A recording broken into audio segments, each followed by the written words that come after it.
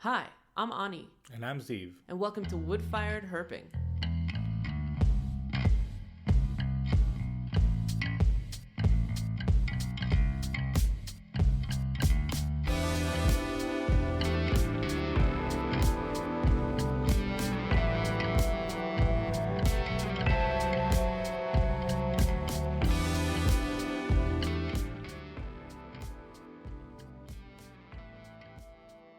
We're starting today's episode on the 15 freeway just outside of Barstow, here in the Mojave Desert in California.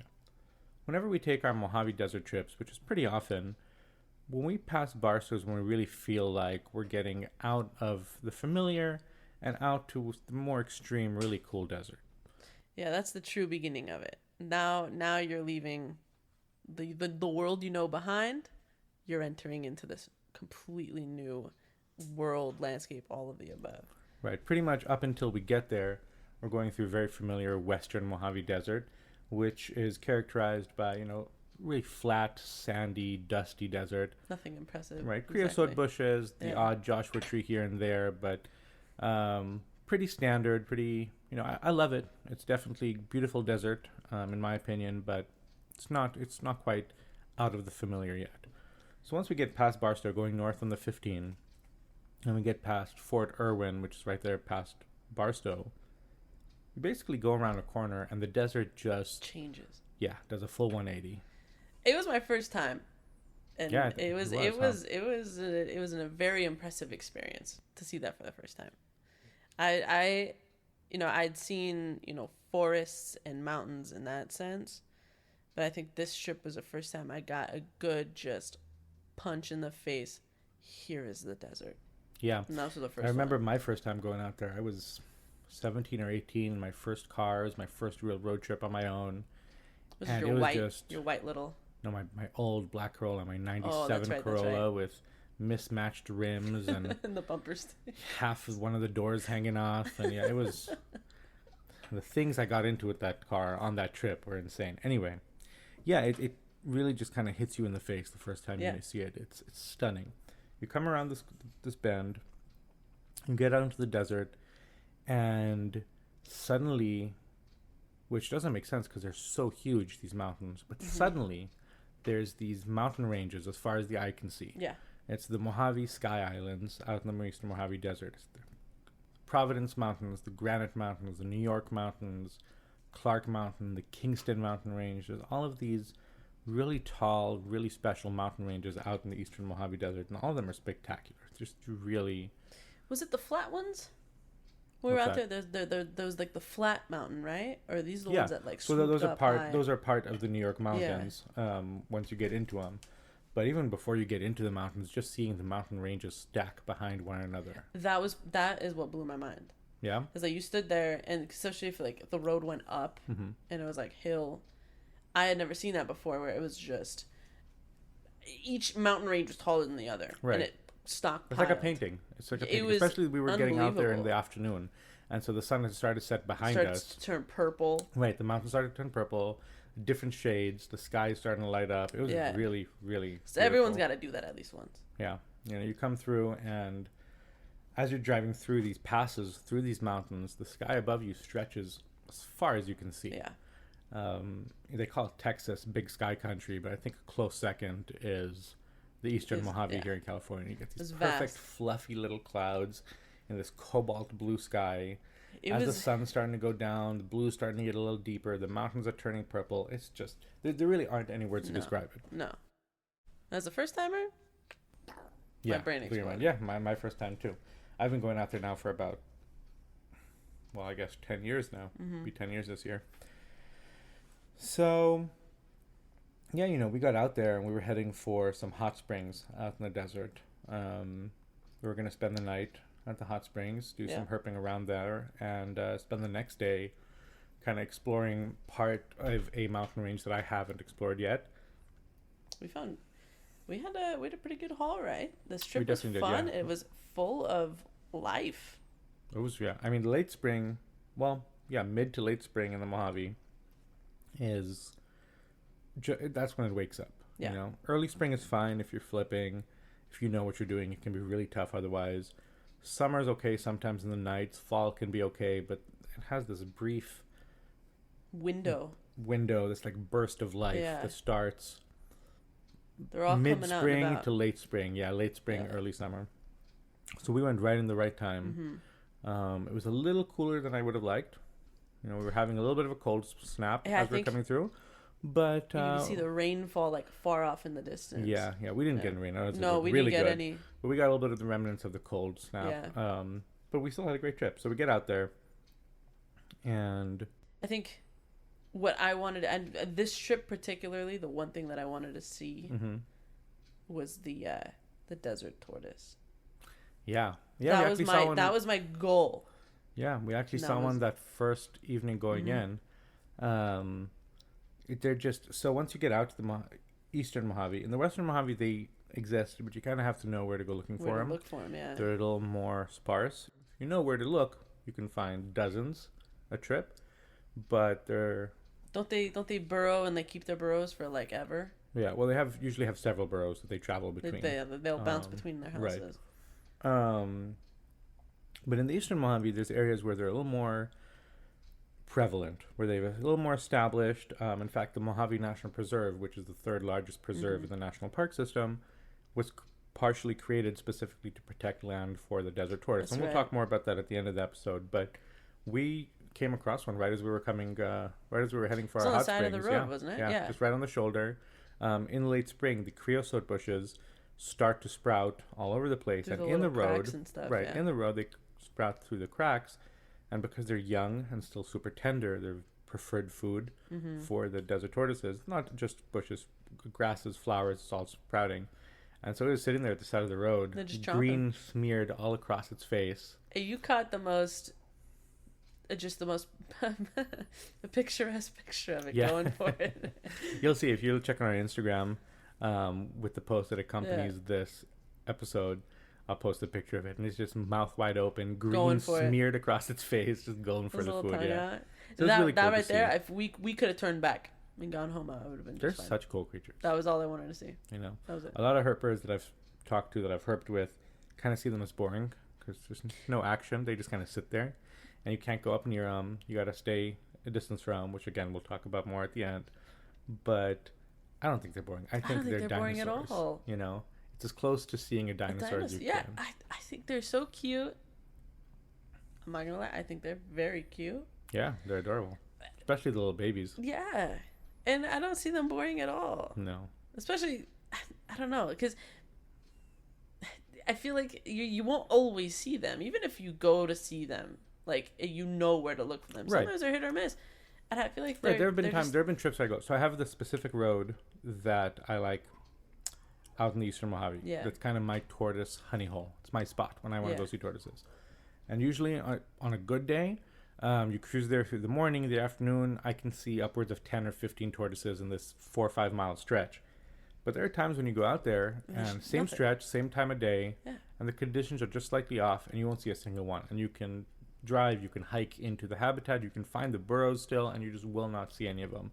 So it was really cool to see one right off the bat. Yeah. Right, just to get our trip started. Boom, tortoise. It filled my list. That was it. That was really cool. That was a really, really fun sight. Yes.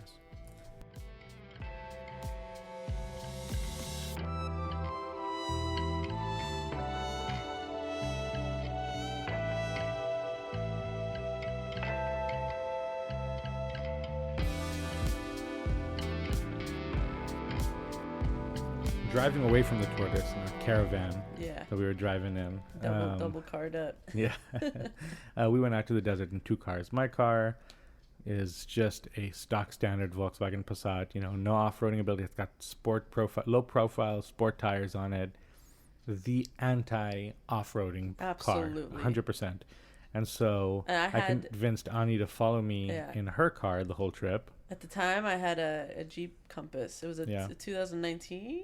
18 something like that Jeep Compass, and it was 2-wheel drive, and it was 2-wheel drive, not like off-road tires or anything like that. No, but it had chunkier tires than my sport tires. Yeah, it did, and it had a little more ground clearance. It did, and so between the two of our cars, it would have been better, but we couldn't fit all of us into your car, so you just followed me, and thank God you did. Yeah.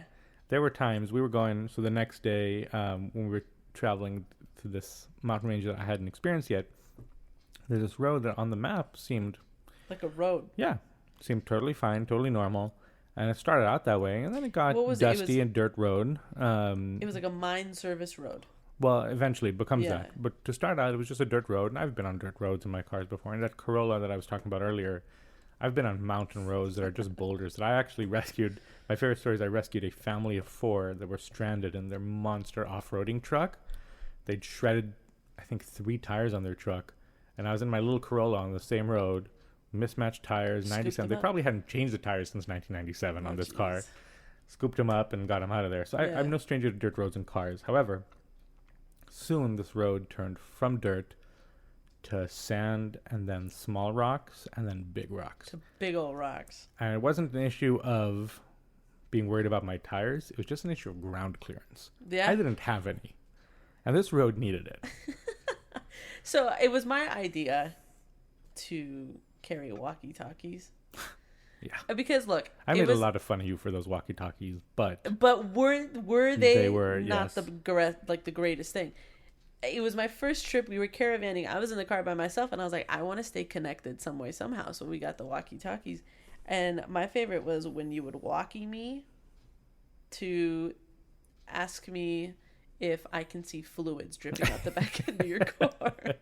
Usually right before that walkie-talkie call, I would have just heard an ominous thunk from underneath my car. Yep. I'm inching along this road, crawling up over the rocks as slow as can be. Mm-hmm. And I was being fairly careful, but even then, you're just getting rock after rock to my underpan. I don't have a skid plate on it. It's not an off-roading car. So that was fun. So luckily, Ani's car with a little more ground clearance, which, by the way, if I hadn't gone ahead of you in my car, was there any way you would have done that road in yours? No. Yeah. No, but for like a lot of reasons, though. One, sure. I didn't know where we were going. B, I would have looked at it and I would be like, you're out of your freaking mind, man. I know my car's a Jeep, but it wasn't fitted with the right shoes. Right, and I think that's why I did go ahead of you. I sat in your wake. Right, of I dust. knew that you saw that my car could make it. You knew your car would make it behind me.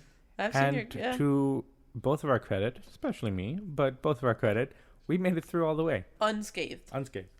Rock after rock hit my oil pan, my transmission, who knows what. And I made it through without a problem. Just dusty. That's all. Yeah. We were just dusty. But now we do have a herp mobile. Her name is Juliet. She is my newest vehicle. She is a Jeep Wrangler that we're slowly but surely getting all of the right footings on, and we're turning it into basically the ultimate herpmobile. Yep. So far, we've upgraded her tires. I say we, but I just kind of tell Annie to do it, and then she goes and spends money on it. It is her car. Yeah. So far, we've got the new shoes on, and what tires you end up putting on it? I got the BF Goodrich. It's the KO2s. Nice. They're the all-terrain. Yeah. The KO2s. You can't go wrong with the KO2s. Yeah, and I think they were the twos. I can't remember exact number, but they're a little wider and a little fatter, so I don't really have a worry for going over anything with these tires. Yeah, I go herping with one of my buddies, and his Tacoma is set up with KO2s too. Yeah. And the things that they're indestructible, these tires, I'm looking next to lift it and space it out so we can go through, if we go like up, we just go up. Right. That's it. Just point at a mountaintop and start driving. Go. Yeah. That's it. Yeah, but no, it was fun. It was crazy. I wouldn't say it's the craziest road that I've taken an unsuitable car on, but it's in the top 5 maybe. But it was a great time, and I got to really show you some really cool parts of the desert that I don't think you would have experienced. Even if you would have gone out to the desert, you wouldn't have experienced these parts of the desert. No. The reason we were going into this mountain range is it has a couple of springs, year-round springs that water's running, and it's on the foot of these sky islands in the Mojave Desert. And the theory is that somewhere around the last ice age, a lot of species that formerly ranged throughout the desert but that originated from the Sonoran Desert in Arizona got isolated on these mountain ranges. So stuff that you don't normally find in California can be found in these mountain ranges. You can find the regal ringneck out there in the eastern Mojave. You can find the ground snake, the variable ground snake. There's even Gila monsters out there. It's pretty much the only place in California you can find them.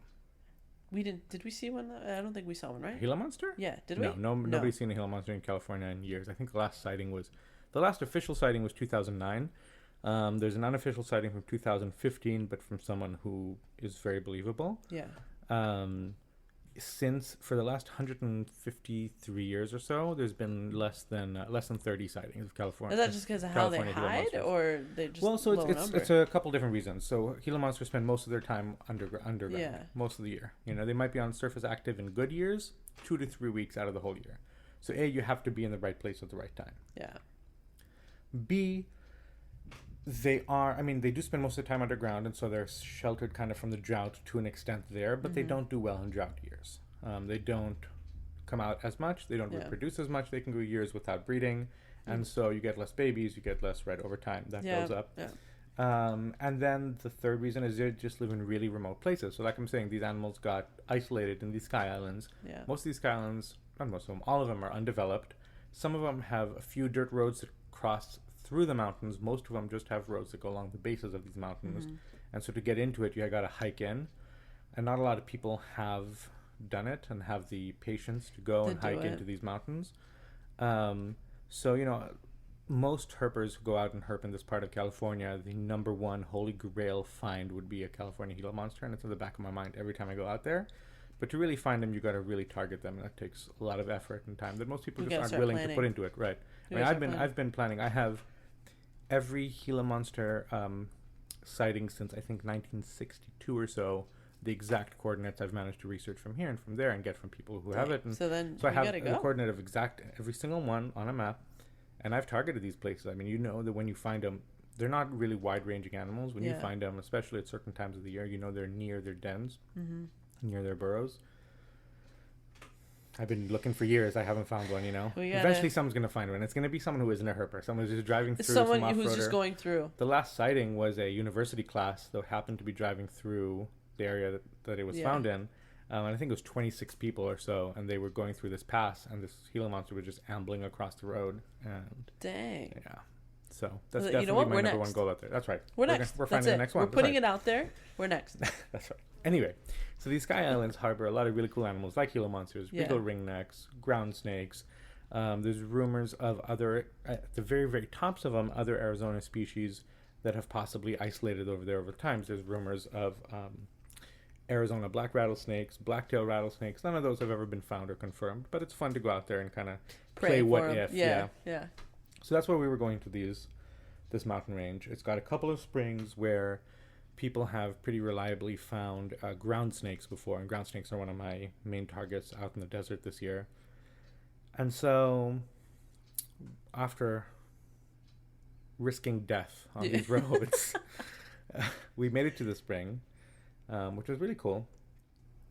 It's crazy to be standing in the middle of the desert, as far as the eye can see, rocks and sand and mountains, and to turn around and right behind you, right there on the ground, is just water gushing out. Yeah.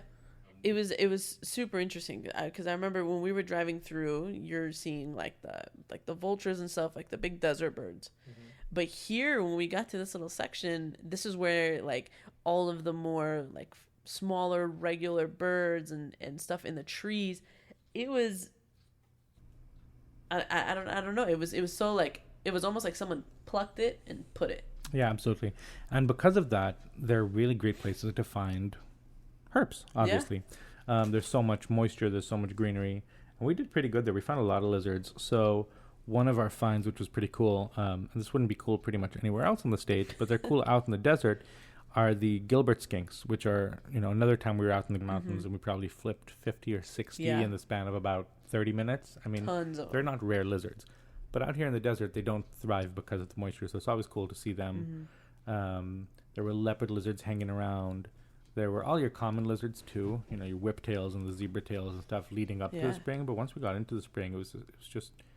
They were all on the trees and stuff too, I remember. Trees, the rocks, they were everywhere. They're everywhere. Yeah. And actually, as we were leaving, we got to see this leopard lizard which, if you haven't seen a leopard lizard, they're very impressive lizards. So one of the bigger desert lizards. They're pretty big. They're, especially in spring, they're very impressively colored for breeding season. They get orange and white and these spots all over. And they are absolutely the fiercest predator out there. I mean, they will take down anything that moves. Anything they can physically take down, they will. They especially love fierce. Yeah, they look fierce. You look them in the eyes and they look fierce. They especially love other lizards. And we went around this one bend, and right in the middle of the road is this really big leopard lizard. I mean, even for leopard lizard, this guy was big. And it had just caught, somehow, a zebra-tail lizard. Zebra-tail lizards are incredibly fast. I've never gotten within feet of them. And this guy got one. He was right there in the middle of the road, just ripping it to shreds. I mean, just absolutely devouring it. Did we get out for it? Did we get out? We tried to. I think we tried to we opened the door to get out, it and it just took off. The zebra tail and everything just gone into the desert. It's okay. You know what? It picked up its dinner and was like, man, I'm going to go eat it somewhere else. Yeah. I mean, I can't blame it, you know? You're eating dinner and we show up. Yeah. This trip, I feel like, was a lot of, like, first times for me. Yeah, well, it was your first time out there with me, you know? Yeah. Or with me or without me. It was the first time out in the Eastern Mojave. Yeah. There's a lot of stuff out there that technically you can see in other parts of the state. I mean, there's leopard lizards here in LA County where we are. They're just quite rare. Not rare exactly, they're just not often seen. Yeah. And you go out to the Eastern Mojave and there's a lot more diversity and a lot more population density of these lizards where you can see them more often. More of them.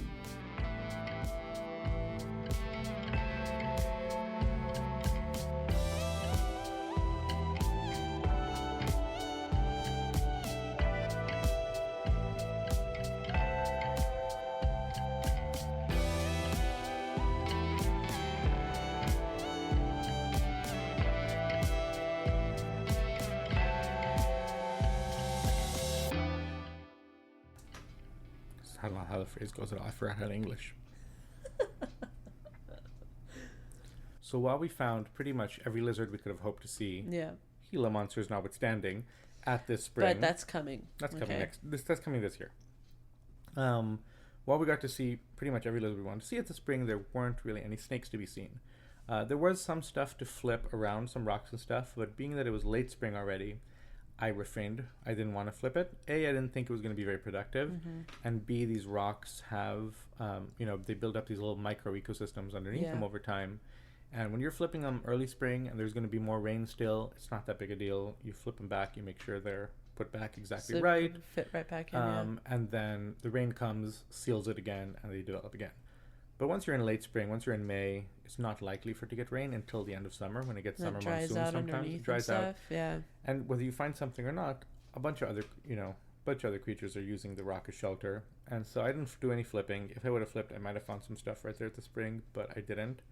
I was really hoping for Panamint rattlesnakes, which are usually to be seen here, but not in our case.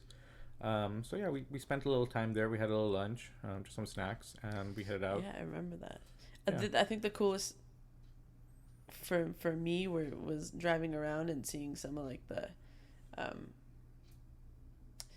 old 1800s like stables and stuff. I think we ended up having dinner. It's a mining canyon.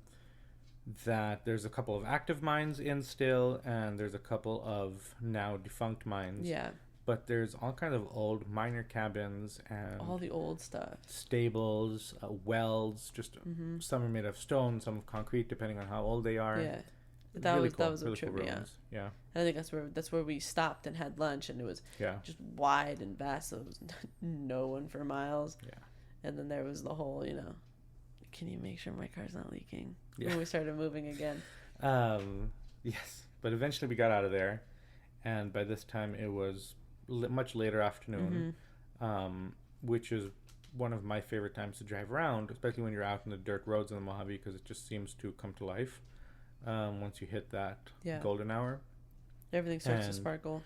Yeah, sure enough, I think within 5 or 10 minutes after lunch, stretched across the road was a big old gophersnake. Yes, sir. Almost crossing the whole thing. It was big. Out there in this area, just stretched out perfectly straight. Out there in the desert is it's the Great Basin gopher snakes. So there's 4 subspecies of gopher snake in California. There's the Pacific gopher snake, the San Diego gopher snake, the Great Basin gopher snake, and then down in the southeast corner of the state, there's the Sonoran gopher snake too. But out here in the eastern Mojave, they're just pure Great Basins. Where the ranges of the gopher snakes meet, there's usually a wide area of intergrades where they're hybrids between the different subspecies. But right here, they're pure Great Basin, and they're pretty much as attractive as they can be. Yeah, so some folks find, just as some people find the tortoise boring, some people find the gopher boring. I can't understand it. I actually really like them. The Great Basin gopher snakes, out of all of them, I think they get, in my experience at least, they get the biggest. They have the biggest attitudes. They got this super cool high contrast, like high contrast blotches, right? Yeah. Black on yellow. If I remember, they had it didn't have like a almost like a rusty brown or orangey brown. Yeah.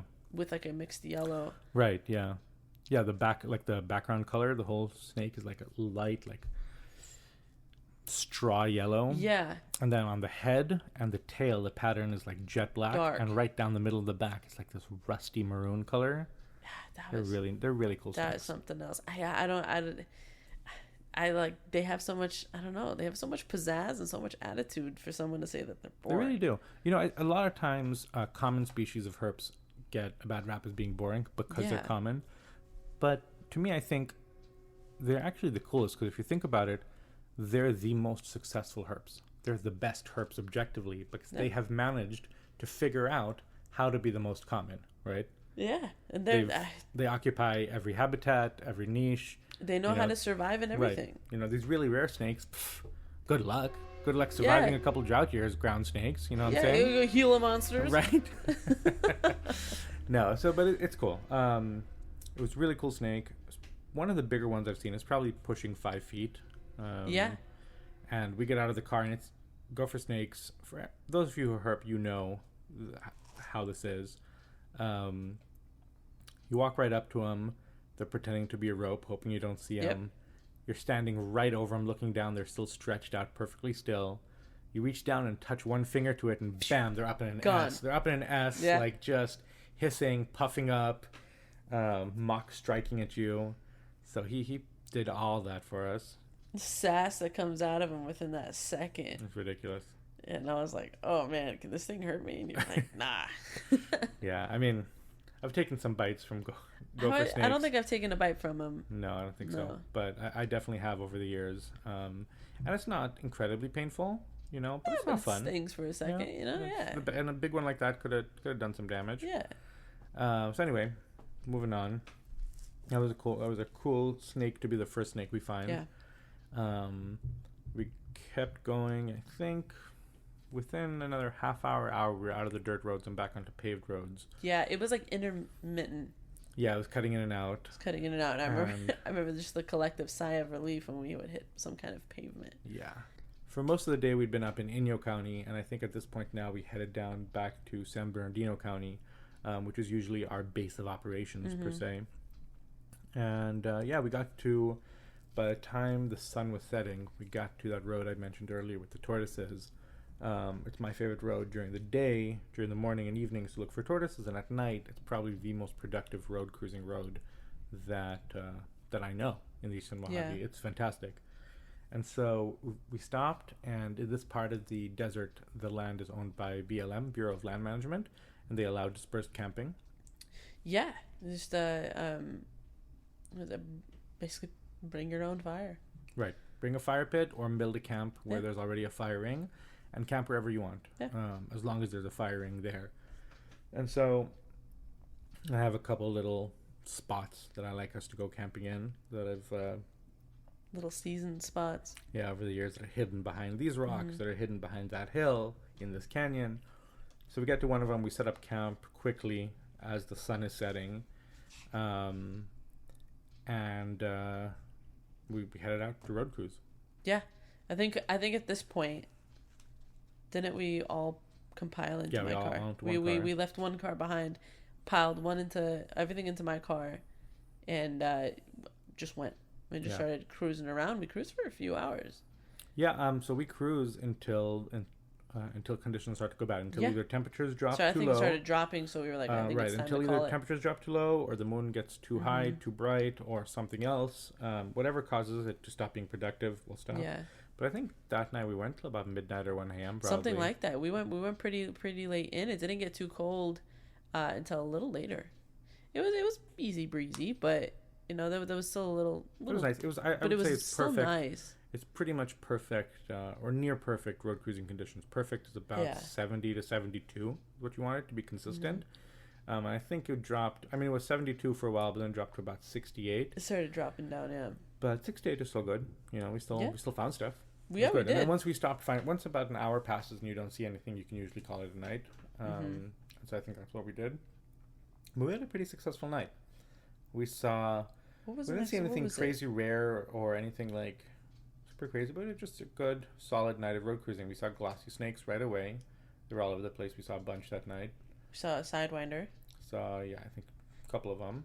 Sidewinders are fun. We saw long-nosed snakes.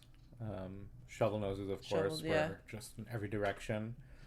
And some leaf-nosed snakes. It's your standard desert cruising. Yeah. And there's such an invigorating moment of your eyes. At least it happened to me, where you're cruising and you are literally not blinking for 5 minutes. Your eyes dry out. Everything kind of fades. All you're looking for is a squiggly line in the road. That oddly reflects your headlights. And then it's that moment of snake, and then everyone, it's the brake of the car and running out to go look at it, and then you admire it for 10, 15 minutes. I think why any of us herp is that adrenaline hit. It's the adrenaline. I haven't had that. That gives me the most adrenaline. Yeah. And you're like, oh man, it's so exciting, especially if it's been an hour and you haven't found anything, and you get so excited.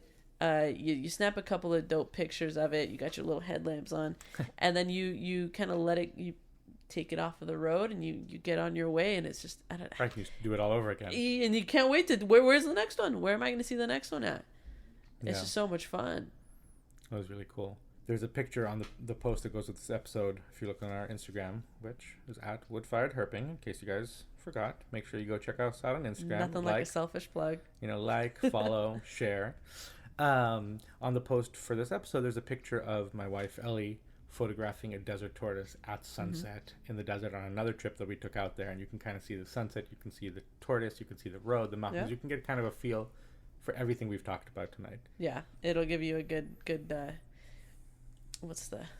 good context. Yeah, it'll help you put it all in context. Yeah, definitely. That was cool. We cruised for a couple hours till about midnight or 1 and went back to camp. Yeah. Usually when you roll into camp that late, usually you're just exhausted and just want to get to bed. But we were jazzed. We had a great day. It was a great time. You're immediately awake. Right. And we were hungry. Oh, that's an understatement. Yeah. It was time.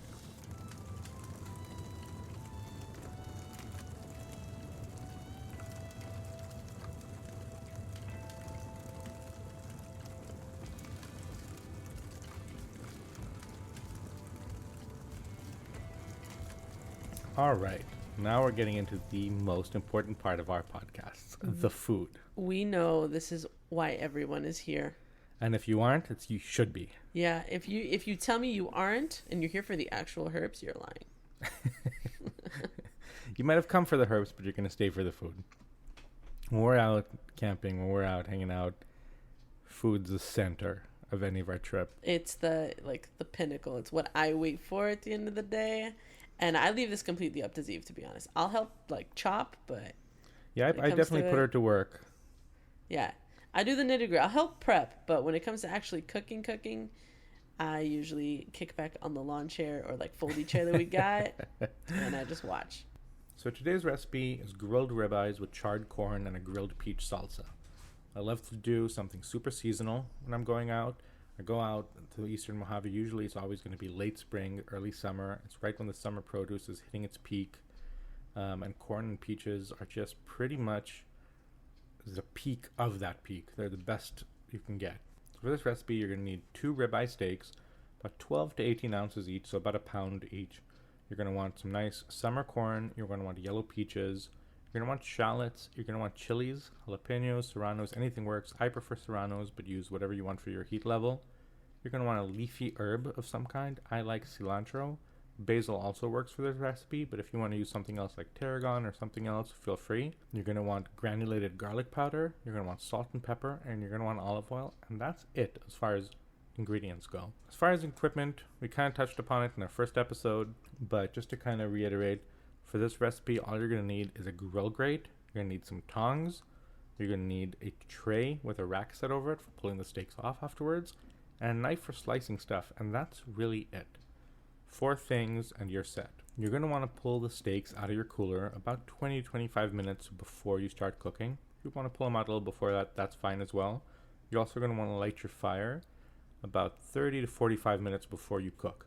You want to give it time for the first logs to burn through and become embers and coals, and you're going to want to throw new logs on so you have a different heat zone, so you have a cooler side and a hotter side to your campfire. The super nitty-gritty details of the recipe are going to be posted on Instagram at woodfiredherping. So I'm just going to go over the general kind of stuff you're going to need to know for this recipe. So going through it, you're going to want to cut your peaches. You want to dice your shallots and chili. You're going to chop all your herbs. You're going to set all that aside. You're going to prep your corn, so if you need to pull the husk off, you're going to do that. You're going to season it with your oil or butter if you prefer, salt, and set it aside. And by this point, your steaks should be at room temperature. You're going to season them generously with salt, pepper, and garlic powder. You really cannot over-season them. So much of the seasoning is going to fall off of them as you grill it, you flip them. It's really, really essential you get the seasoning on there generously right from the beginning. Once your grill grate is extremely hot, and you can test it by throwing a little water at the grill, just making sure that it sizzles and steams off immediately without sitting on there at all, you're going to add the corn to one side, one of the cooler sides. Just add your corns on and let them start cooking on a little bit of a warm but not super hot side. You're going to grab your steaks and set them over the hottest part of your grill. As you start cooking them, the fire is going to flare up. The fat's going to render from these ribeyes, start dripping into the fire, and the fire is going to flare up real big. You're going to want to make sure you move them out of the flames as often as possible. You're going to be flipping these steaks often. We're not going for perfect grill marks. This isn't Outback Steakhouse. You want to move them fast. You're going to want to move them often, flip them often, and keep them out of the flames. The flames are going to char them in an unpleasant way and give it this kind of acrid taste. So moving them from hot spot to hot spot, you're going to flip them about every 30 seconds for about 4 minutes. So 2 minutes per side, flipping them every 30 seconds. And then you're going to move them to the coolest part of the grill and let them cook for an additional about 2 minutes each side, and that'll give you rare to medium rare. You're going to want to add 1 minute of cooking time on the coolest part for each temp that you want to get to. So if instead of medium rare you want to get to medium, add another minute of cook time. If instead of medium you prefer medium well, add another minute of cook time. If you prefer well done, pack it up, get in the car, go home, and think about why you like steaks like that. Meanwhile, while your steak's cooking on the cooler side, you're going to grab your corn, bring it over to the hot part of the grill, and start to crisp it up. You're going to turn them about 30 seconds each side until you get a nice char on the exterior. When you've got to how charred you want them, I like them really charred. Some people like barely a char on them. Go ahead and pull them out, let them rest with the steaks. While those are resting on the cool part of their grill, you're going to add your peaches onto the grill on one of the hotter parts, not super hot, not cooler, kind of in their medium section. And you'll figure that out as you're cooking where that medium spot is. Let them sit for 1 minute with the flesh side down, turn them 45 degrees, let them cook for another 30 seconds, and then flip them over so the skin side's down, cook them for about another minute or so just so they cook through. You can pull those off the heat, pull the steaks off the heat, pull the corn off the heat, let everything rest. You want to make sure your steaks rest for at least 5 or 6 minutes. In general, the rule is for as long as you've cooked your steak, you want to let it rest for the equal amount of time. Going into all the reasons why it's important to rest your steaks will take way more time than we have. Just trust me, do not cut your steak until it's rested. It's going to be more tender, it's going to be more juicy, it's just all around better. While those steaks are resting, grab the peaches, roughly chop them, throw them in a bowl with your shallots, your chilies, your herbs, a tablespoon or so of olive oil, and a pinch of salt, and you're going to mix it well. It's going to come out really nice like a salsa. The cooked peaches are going to kind of puree as you mix them, and you're going to get this like thick, really great salsa. Once you're done with that, once the steaks are rested, go ahead and slice the steaks against the grain, about 1/2 inch thick slices. Set them on a plate, spoon peach salsa right over the top of the steak. Same with the second steak, corn on the cob on the side, and you're done. That's it. Simple, delicious, seasonal. For this recipe, I really recommend you stick with ribeyes. I'm a big fan of using lesser known cuts, but I've tried this recipe with a lot of stuff. I tried it with Denver steaks, Flatiron steaks, Delmonico's, New York. They're all delicious, but this recipe calls for ribeyes. Stick with the ribeyes, stick with the peaches, stick with the corn. It's simple, it's delicious, it's seasonal. You can't get better than this.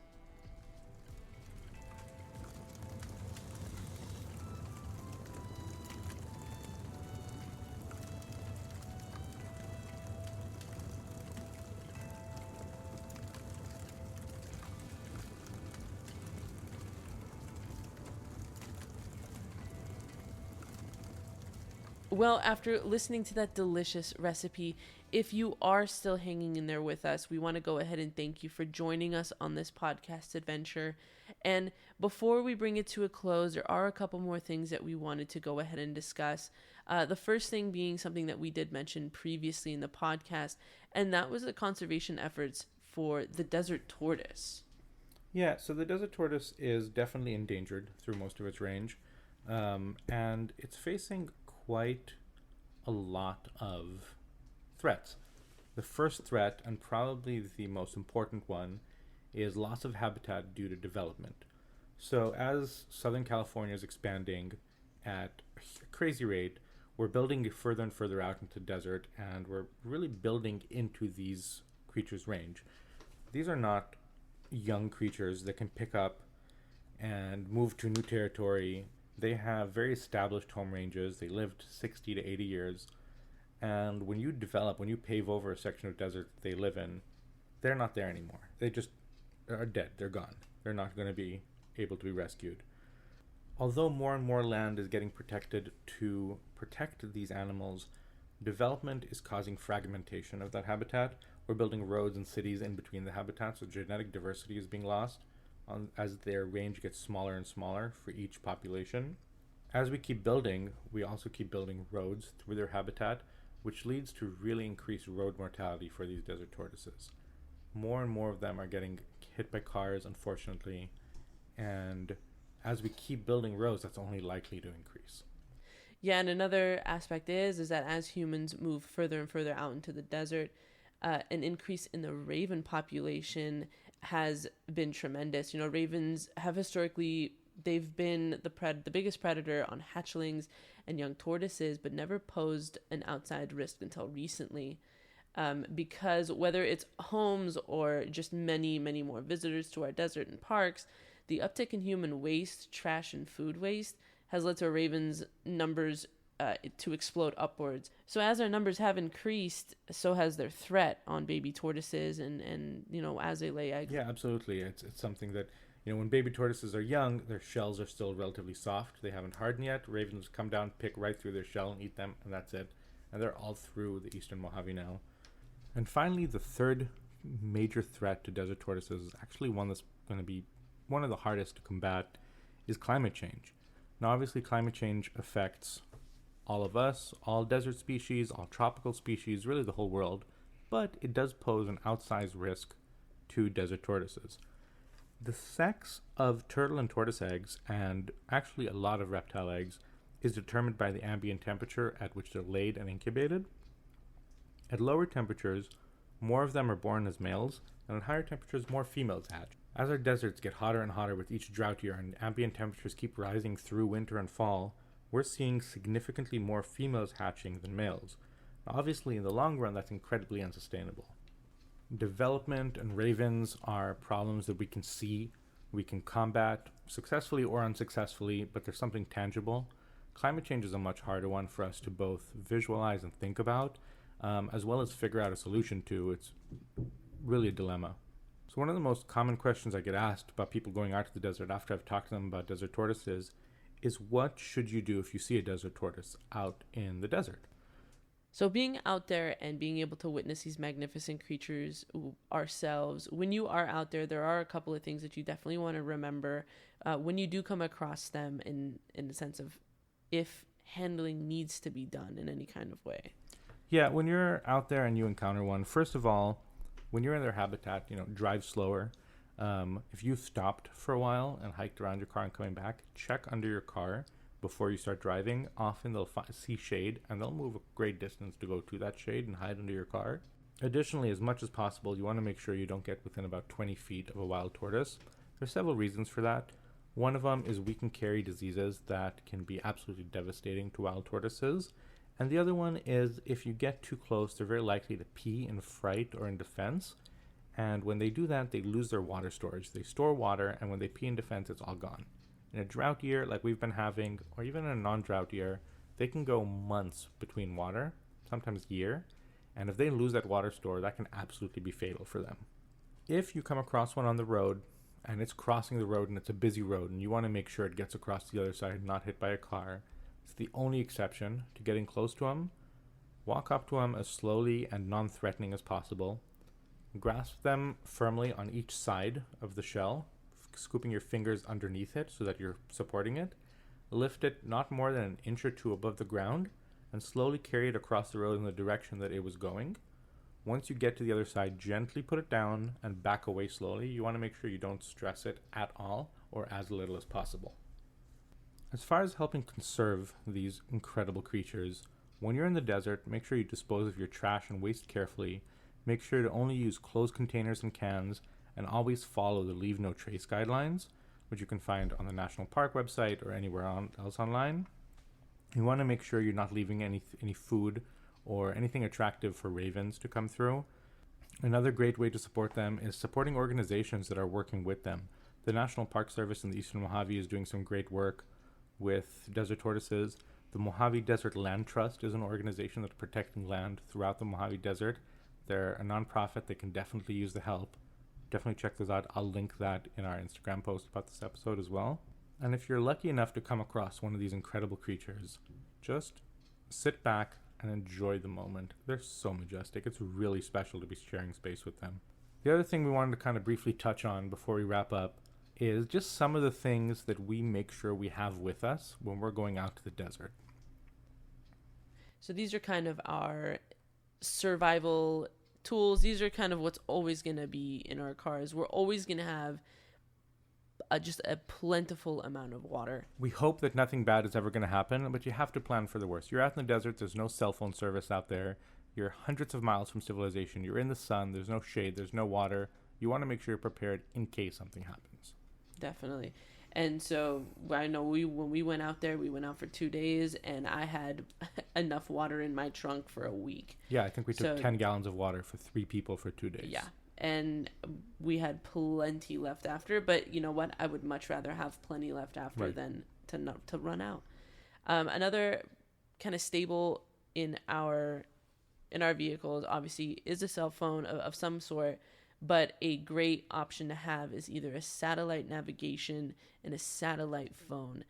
Because when you are out there, sometimes you're out in the boonies, you lose all connection. You're losing all kinds of, you're losing all ties to the outside world. And you want to be able to call for safety should you need it. Absolutely. Sat phones are not as pricey as they used to be. You can get one for about $100-$150, and then data plans, quote unquote, you can get them for I think $15 to $20 a month. You can do it a yearly fee. If you're going to be out in the desert more than once, it's super worth it. You can't put a price on getting rescued easily, Yeah, and definitely, it's especially for a satellite navi, you're definitely gonna want to find your way home eventually. Yeah, and some of the Garmin units, and I think there's another brand that does it too that I'm not remembering off the top of my head, but some of the satellite GPS units have an SOS feature, where it's not a full satellite phone, you can't really communicate, but they can send out an SOS distress signal. So that's definitely something to look into and invest in as well. Yeah, and so obviously outside of, you're always going to travel with your dinner essentials. Okay, that's for sure. That is for sure. But you're always going to want some other kind of food source, some kind of high protein snacks, granola bars, maybe some fruits, Definitely dry nuts, dry fruits, those kinds of things that'll be able to sustain you and give you boosts of energy while you're out there. You're always going to want to have some kind of reserve in that sense. Right. Food that's high in energy, high in protein, that you can take a couple bites on, that you can survive off of for several days if you need to. Should you need to, yeah. Right. So outside of the food and kind of those smaller essentials, and now this is kind of stuff that you're going to want for your vehicle. I have a Jeep Wrangler, and I do have my spare tire on the back end. Something that'll be really good if you're able to do so is to carry 2 spare tires. Yeah, absolutely. Because, especially some of the situations we've been through, we could have very possibly blown multiple more than one tires. Right. I told the story earlier in brief about me rescuing that family in my old Corolla. They were in this completely like jacked up off-road built truck, and I think I said 3 tires earlier, but they'd shredded 2 tires, both of their rear tires, and they had 1 spare, and they were stranded out there. They didn't have sat phones, they didn't have anything. It was a father and 3 kids, and they shredded 2 tires. And if they had the second spare, they would have been out of there. Yeah, so if possible to do so, a second spare is always recommended. And then there's car supplies in general for your vehicle's function, whether it's you're going to want gas, oil, coolant, these kinds of things, because being out in the desert, it's going to get hot. Right. So you're going to want some of the essentials keep to keep extra your car everything. cool. Keep a little drum that you can buy at gas stations. Inside, they have these 2-gallon drums of gas. Just have it in your trunk. Have an extra tub of coolant, an extra, container of motor oil. You never know when it's going to come in handy. You never know when you're going to need it. Sometimes out there, you're going to be miles and miles away from a gas station. You want to be able to have some kind of reserve to make sure you get to where you need to, so you can fill up to be perfect for the rest of your travels. Yeah, and then one thing that I like to keep with me, I'm a little old-fashioned this way, but I like to have paper maps when I go out there. I have the old map books. You can get them, I think, for free still from AAA. Your phone dies, your sat-nav dies, they're electric. If they die, you don't have a map. Yep. These paper maps are super accurate. They can't die. You always have them. They usually show trails, roads, just pretty much anything you need. And then the most important thing beyond any actual supplies you have is just planning your trip. You want to know where you're going ahead of time. You really don't want to venture out into the desert without knowing where you're going and where your destinations are, where you're going to camp that night. It's fine to make changes while you're out there, and we usually do, but have a plan in mind just so you can fall back on that if your new spontaneous plan doesn't work. And just something I want to say about the maps, if you're going to get a paper map, make sure you have someone in your team who can read a paper map, because I can't read one to save my life. But Zeev can, so I'm just gonna reading stick around paper with maps Zeev. is definitely a dying art. It's super essential. It's super cool. I love them. I love poring over them. It's fun to scroll through Google Maps as well, or Google Earth, but it's fun to just flip page to page and trace, and you can mark. You can write notes on it. You can mark like, oh, here there was there were some boards next to this road. There was this interesting rock pile at this intersection. But yeah, so that's great. And then the last and absolute bare minimum is tell somebody where you're going before you head out to the desert. Someone should know your trip, general plans. Now, obviously, when you're herping, they're going to change. Someone should know what part of the desert you're going into and what day you're coming back at the very least. If they don't hear from you by the end of the day you're coming back, they know, to send help maybe, or whatever it is you discuss with them ahead of time, and what general area you're going to be in. There's obviously lots more you can do, lots more you can plan, and a lot of other essentials you should take with you into the desert. We're just basically brushing the surface of it just to give you an idea. If you're planning a desert trip like this, do your research. Go hard online. Research. There's lots of really great resources online. Just Google, what do I need, or how to plan a desert trip. You'll find all the answers you need. And if you can, kick it in the buddy system. It's always safe. And that's right. If you're in 2 cars, that's better than 1. It's better than 1. Yeah. I think with that pretty much comes to an end of our first real full episode of this podcast. I believe that brings it to a wrap. Well, look at that. We managed to get through it. You managed to sit through this, listening to us. I know. I can't listen to us that long. You couldn't pay me enough. I can't even sit by myself. We're recording this and uploading it. We're not listening back to this. I'm not listening. Nothing. I don't even want to hear it back. So thank you for listening. We really appreciate it. The support that I've gotten over the last couple of weeks since I've posted about this has been great. You guys have reached out to me with support, with encouragement. Really excited for you guys to hear this and to come on these journeys with us. each podcast is going to be, as we start recording it, we realize that each podcast is going to be a little bit different. They're not all going to be the same format. Some are going to talk about specific trips. Some are going to talk about herping methods. We're going to have one that's devoted to road cruising, one that's just devoted to flipping, not in any specific place, just about it. We're definitely lining up some really cool interviews with herpers. We've got some fun guests coming in the works, so I really hope that everyone kind of sticks with us. Everyone's really excited for what's coming up next because we got some really great stuff. So stick around, subscribe to us wherever you get your podcasts, Spotify, Google, iTunes, and we'll see you on the next one. See ya.